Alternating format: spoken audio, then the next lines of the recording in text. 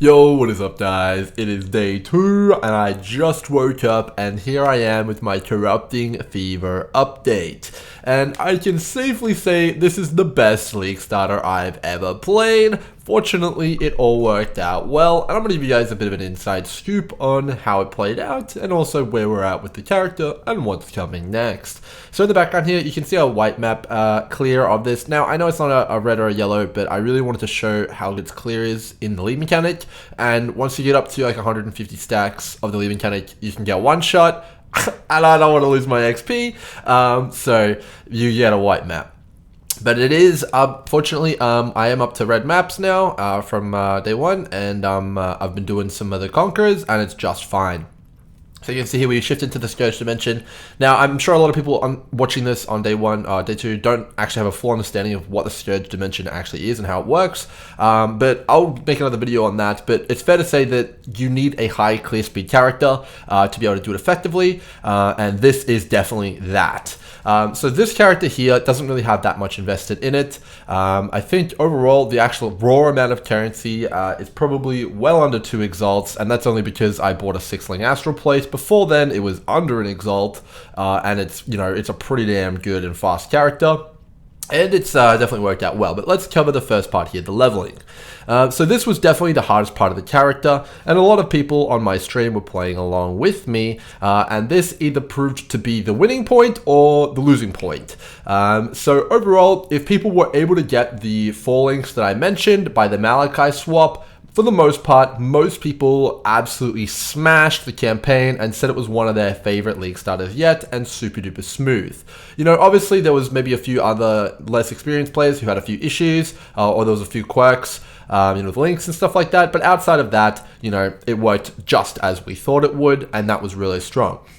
However, there were a few players that didn't get the 4 links, and, you know, that required them to do the problem solving, as I mentioned. You know, some of them rocked 3 links, and it was just fine until they got those 4 links. Some of them, you know, did Act 5 as steal skills, very good problem solving there, and that's pretty much what I would have done. I would have just stayed steal skills, and I would have kept going through the acts, and I think steal skills, as long as you keep upgrading your weapon, is good enough to do so, but you do really want to prioritize getting the actual 4 links, and then your transition is going to be smooth. If you got that down, you're pretty much set for white maps and all of the white conquerors without any gear, and then you can start picking up some items along the way. Okay, so there's a few other things though that we want to cover here to do with the gear. I'll just let this map finish off here. I think it's pretty much done. So we can jump in game here and I'll talk you through the actual early maps here. Okay, so let's say you go through the story, you don't actually need any gear other than the 4 links on the story. Let's talk about what you're going to want to be doing when you get to maps and what you're going to be buying. Man, there's so many people spamming me for the good old rares here. Fun fact and tip, there is very, very few good rare items with even just 1 resist on the market right now. So if you've got dump tabs with 2C right now, I think because everyone's doing their chaos recipe here and stuff, they sell like hotcakes, like you can see here. Just while I was filming, there was people spamming me for this stuff. Anyway, let's get into the gear. So the very first thing I did, this was actually while I was leveling, because I was fortunate enough to come into, you know, 4 or 5C while leveling, because I got a lucky lab, which dropped me some Chaos Orbs. The very first thing I did was look for a wand, and I was able to pick this wand up here when I was in like Act 7 for 4C, which was, in my opinion, a very good deal. You can see obviously that it is a good wand. Wait, no, not that one. This wand here, sorry, for 4C. So it's a pretty damn good wand, and obviously that was because I bought it at a time when no one else was buying gear. This is obviously now like a 20C wand or something like that, but that's just how PoE economies work, and you know, obviously that's how it all shaked out. But yeah, I bought this wand. That was my first purchase. So my next purchase was a large cluster jewel, an 8 passive large cluster jewel, level 50 plus. So I bought 50 on the dot. Because I was buying them while I was leveling and I was spending my money. My God. I was spending my money. So basically, this cluster jewel, I started off having 1 notable on it. Absolute trash. But you need it when you're playing through the game. Otherwise, you're going to run out of points to spend on the tree, which is not good. So yeah, I just picked up anything. If you cannot get the 8 passive, which is the best, pick up 9 passive. It's like 1 chaos. And then after that, I actually got my best in slot one here, just from crafting with jagged fossils. buy some chaotic resonators, buy some jagged fossils, throw some of them out there. You should get at least 2 notables. There was one guy in chat who said he used 20 fossils and didn't hit 2 notables. That's like actually like cataclysmically unlucky. I've hit 2 notables, and I've also hit 3 notables on another one over here, and it's just fine. Alternatively, use your harvests as well as like pseudo chaos orbs. It's gonna work out eventually, and you know, you can go for that. Now, of course, these are now quite expensive.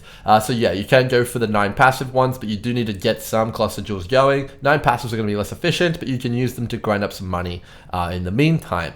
Okay, so the next upgrade I did, note that I was using 1 wand and a shield at this point, not 2 wands. So the next upgrade I did was 30% movement speed boots, so that you can start clearing fast, as well as the magnate.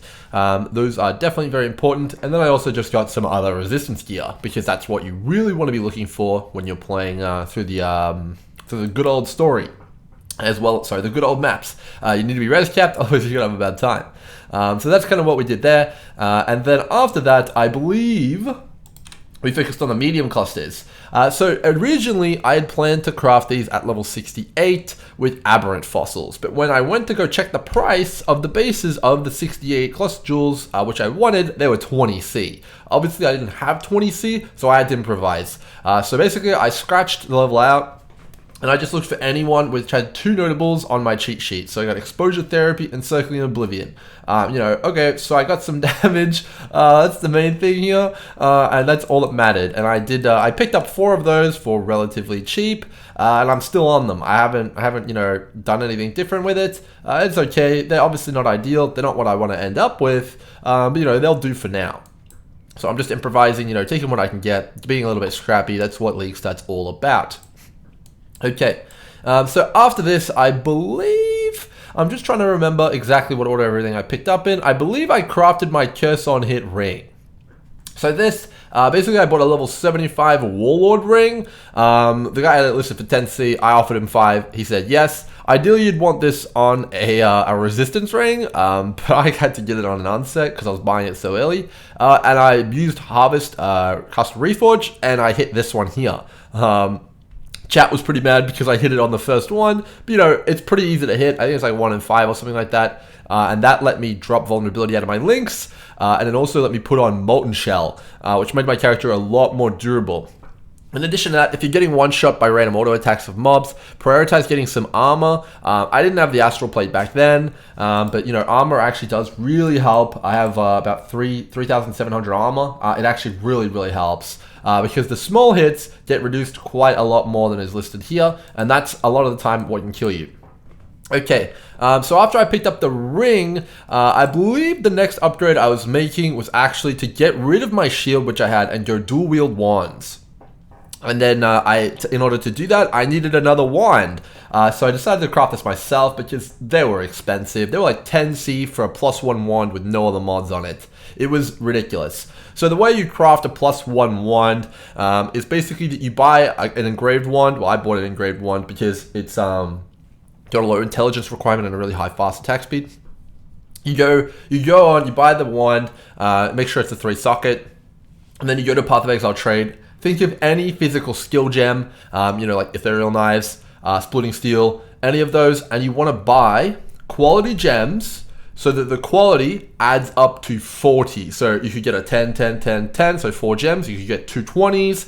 You could get, you know, 8, 5%. Doesn't matter. Get all of those gems, scoop them all up, get the wand, sell it to the vendor. Make sure it has the physical tags though on the gems. Sell it to the vendor, and then they're going to give you back a +1 wand, which is magic. And then at that point, I used an Augmentation Orb on it, and a Regal Orb, and my Regal Orb hit physical damage over time multiplier, so that was pretty lucky.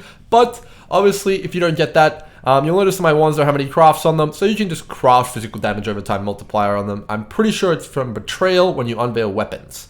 So yeah, that's no problem. You can get the wands. It's super easy. The ones I'm using actually aren't that insane when you can get the craft, so it's not too bad.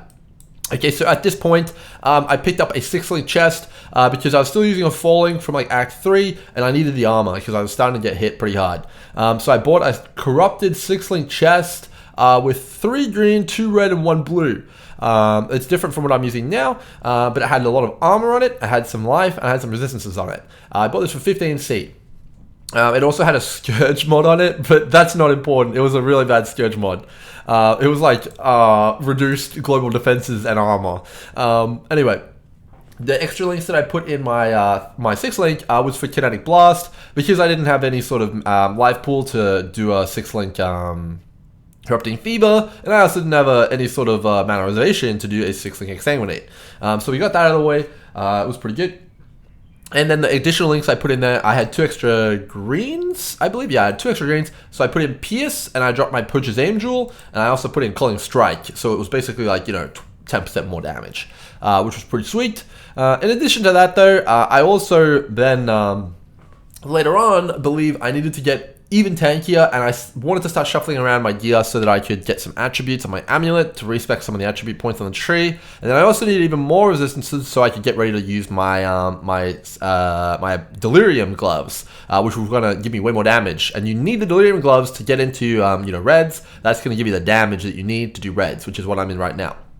Okay, so in order to do that, I decided to go big, and I decided to buy 6 Celestial Justicar cards, and I handed them in for an Astral Plate. Now, my Astral Plate rolled with really, really bad original defense. So you can see here the variable roll on the armor. Now, for some reason, Sacred Orbs are 2C, despite being rarer than Exalt, so I just bought some of them, and I rerolled my Astral Plate, because, I invested so much in it, may as well make it good, right? So I got my Astral Plate, I colored it, and then I used 1 essence, life essence on it, and it rolled this, and I crafted some fire resistance on it. So I've got that on there. Now my resists are pretty damn good, so I don't really have to worry about them anymore. So I went to work crafting my Delirium Essence gloves, and then I crafted those. Was pretty bad ones here. I got kind of shafted, but that's okay. They're all right. Do way more damage now. It's super awesome. Okay, so we're kind of rolling up to this point now. That's kind of where we're at. These boots I found off the floor, and I unveiled them, which is pretty good. Haven't fully adjusted my character for them yet. I don't need this this flask anymore. But yeah, it's fair to say that we have a lot of improvements to be making here. So that's pretty good. Overall, I'm pretty happy with the character. Now, I wanted to give you guys a few extra tips when playing through this character to kind of make sure that you guys are on the right track. So there's a few things that are very important. Okay, so Acts 1 to 4 with the Steel Skills, pretty self-explanatory. The only tip I have for you here is make sure you take Unwavering Stance. This is going to make it so you die way less, unless you have like full evasion gear on.